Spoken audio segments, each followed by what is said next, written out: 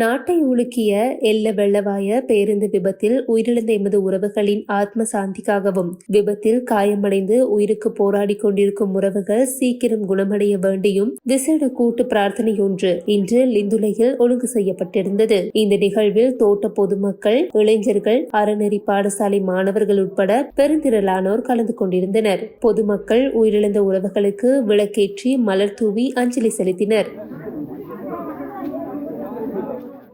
இங்கு இடம்பெற்ற அஞ்சலி கூட்டத்தில் வீதி விபத்துகளை தடுக்க அரசாங்கம் உரிய நடவடிக்கைகளை மேற்கொள்வதோடு வாகன சாரதிகள் போக்குவரத்து சட்டங்களை மதித்து பொறுப்போடு செயற்பட வேண்டும் என கேட்டுக் கொள்ளப்பட்டது.